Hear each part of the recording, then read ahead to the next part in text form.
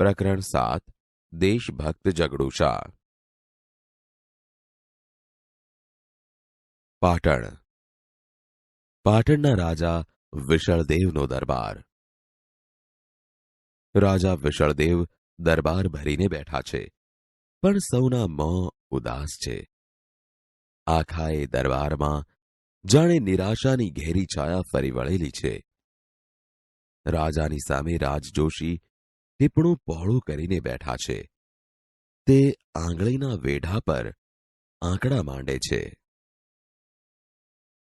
તે જોશીજી, આ વર્ષે વરસાદ નથી શું? મહારાજ, મને થાય છે કે કાળવાણી ઉચ્ચારતા મારી જીભ કપાઈ કેમ નથી જતી.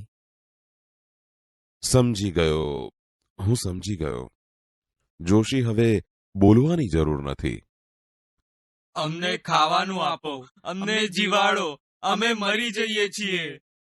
મારી રાંકડી રૈયત ભૂખે મરે છે. હવે તો એક આશા જગડુશાની રહી છે. પ્રધાનજી એમને તેડી લાવવા કચ્છ ગયા છે. આજકાલમાં આવી જવા જોઈએ. મહારાજ, કચ્છના શાહ સોદાગર શેઠ જગડુશા પધાર્યા છે. પ્રધાનજી પણ સાથે છે. એકદમ એકદમ એમને અંદર લઈ આવ. મહારાજ, પ્રધાનજીએ કહેવડાવ્યું છે કે શેઠ જગડુશા શાહ સોદાગર છે. તેમનો સત્કાર કરવા આપ પોતે... સમજો એમના સત્કાર માટે મારે જ સામા જવું જોઈએ. પ્રધાનજીની વાત સાચી છે.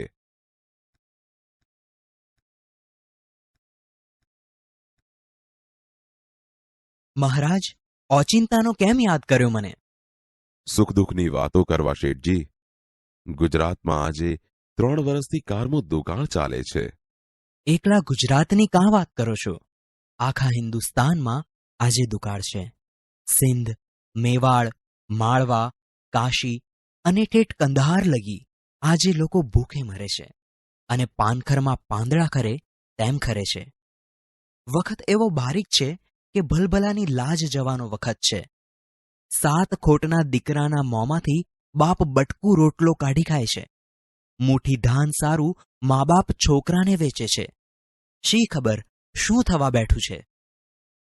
રામજી રાખશે તે રહેશે, પણ આવે વખતે રૈયતને ટકાવી રાખવાનો રાજ્યનો ધર્મ છે. આપ સરખા પ્રજાવત્સલ રાજાના મોંમાં આવા જ શબ્દો શોભે. મને એ સાંભળી બહુ આનંદ થાય છે.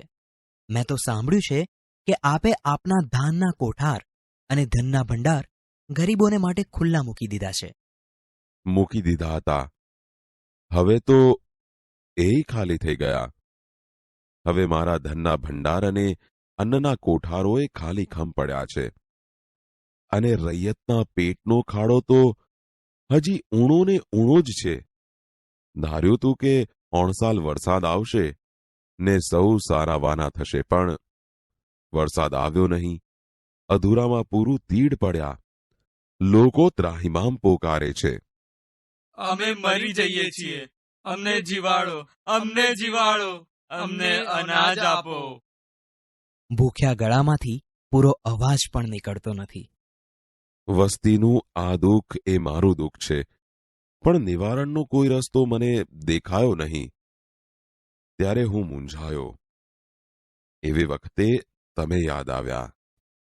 હું યાદ આવ્યો? કેવી રીતે? મારા સાંભળવામાં આવ્યું છે કે પાટણમાં જગડુશાની માલિકીની કેટલીક અનાજની વખારો છે. જગડુશાની માલિકીની અનાજની વખારો? મહારાજ, આપની કંઈક ભૂલ થાય છે. મારી માલિકીની કોઈ અનાજની વખાર મેં પાટણમાં કે કોઈ શહેરમાં રાખી જ નથી. તો અમે સાંભળ્યું એ શું? કંઈક સમજફેર થઈ હશે મહારાજ, કારણ કે વખારો મારી ખરી ને. વખારો આપની છે અને છતાં એ આપની માલિકીની નથી, એમ આપનું કહેવું છે? વાત એમ છે કે વખારો મારી છે એ વિશે કંઈ શંકા નથી. અને એ વખારોમાંનું અનાજ?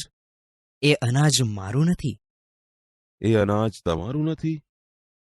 તો શું તમે એ કોઈને દઈ દીધું છે?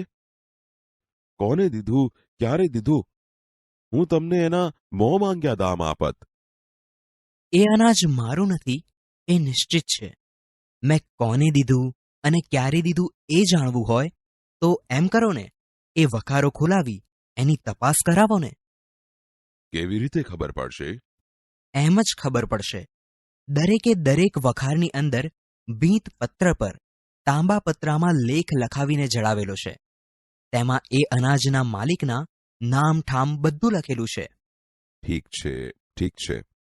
હું એ માલિકની પાસે જઈને કહીશ કે સુકાળ થયે તને એક એક દાણા સાથે મોતી ગણીને આપીશ, પણ આજે મારી પર આટલી દયા કર. જે રાજાના દિલમાં રૈયતના સુખ દુઃખનો આવો ખ્યાલ છે તેને અનાજ જરૂર મળી રહેશે. મળી રહેશે? કોટવાલજી, જાઓ વખારો ઉઘાડો અને લેખ અહીં લઈ આવો. જેવી આજ્ઞા મહારાજ. મહારાજ, આપે આટલી તકલીફ લેવાની કંઈ જ જરૂર નથી. હમણાં જ મારા માણસો લેખ લઈને અહીં આવશે. મેં ક્યારનાય તેમને ત્યાં મોકલી દીધા છે.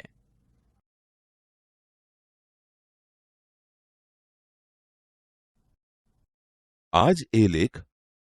હા મહારાજ, પંડિતજી પાસે વંચાવો. પંડિતજી, લો આ લેખ વાંચો.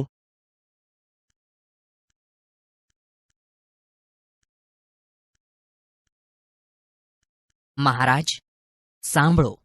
આમાં લખ્યું છે કે આ વખાર જગડુશાની છે, પણ વખારમાંનું બધું અનાજ એના ભૂખે મરતા ગરીબ ભાઈ ભાંડુઓનું છે.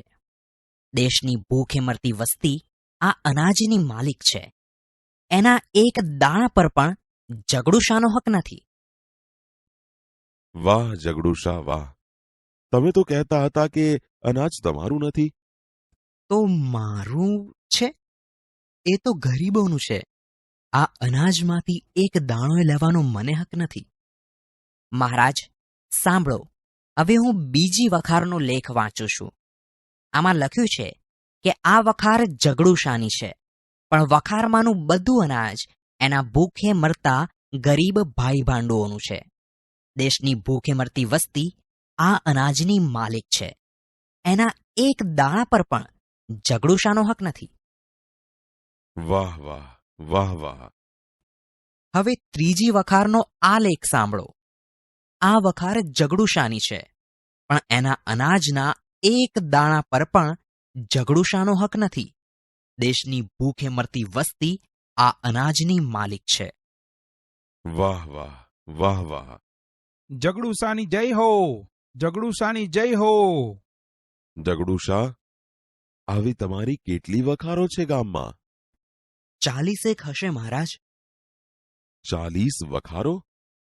ત્યારે તો મારી પ્રજા જીવી ગઈ અને હુંય જીવી ગયો. જ્યાં લગી ગુજરાતમાં તમારા જેવા ઉદાર શ્રેષ્ઠીઓ છે જગડુશા, ત્યાં લગી ગુજરાત રાજ્યને કોઈ આંચ આવવાની નથી. ગુજરાતનો રાજા ઘણું જીવો, ગુજરાતનો શાહ સોદાગર ઘણું જીવો, ગુજરાત રાજ્ય અમર રહો.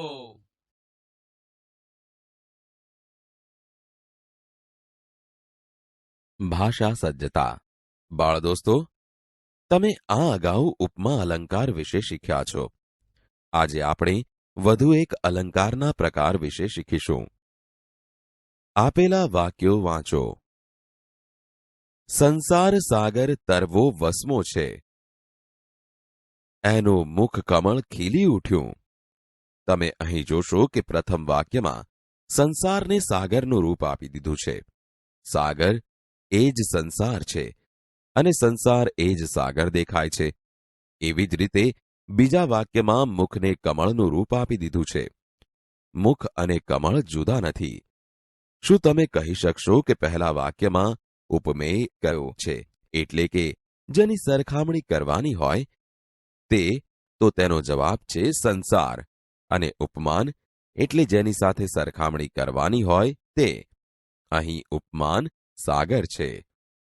બીજા વાક્યમાં મુખને કમળનું રૂપ આપી દીધું છે.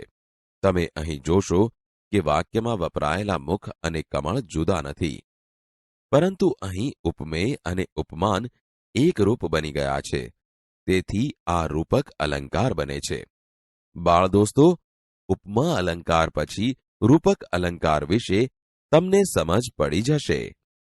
બાળ દોસ્તો, આજે આપણે કહેવત પરથી વાર્તા સાંભળીશું. કહેવત છે, સંપ ત્યાં જંપ. મોહન નામનો એક શિકારી હતો. એક દિવસ તે જંગલમાં શિકાર કરવા ગયો. મોહને આજે પક્ષીઓનો શિકાર કરવાનું વિચાર્યો. તેણે જમીન પર એક જાળ બિછાવી દીધી. જ્યાં જાળ પાથરી હતી ત્યાં થોડા અનાજના દાણા છૂટા નાખ્યા. મોહન તો શિકારની રાહ જોવા માટે ઝાડ પાછળ સંતાઈ ગયો. થોડી જ વારમાં કબૂતરોનું એક ટોળું દાણા ચરવા ત્યાં ઉતર્યું. કબૂતરો તો દાણા ચણતા ચણતા જાળમાં ફસાઈ ગયા. હવે છૂટવું કઈ રીતે? આ બધા કબૂતરોમાં એક વૃદ્ધ કબૂતર હતું. તેણે થોડીવાર વિચારીને બધા જ કબૂતરોને એક સાથે ઉડવાની યુક્તિ બતાવી. વૃદ્ધ કબૂતરની વાત માની બધા જ કબૂતરો એક સાથે ઉડ્યા. એની સાથે મોહને બિછાવેલી જાળ પણ ઉડી. મોહન તો જોતો જ રહી ગયો. બાળ દોસ્તો, આને કહેવાય સંપ ત્યાં જંપ.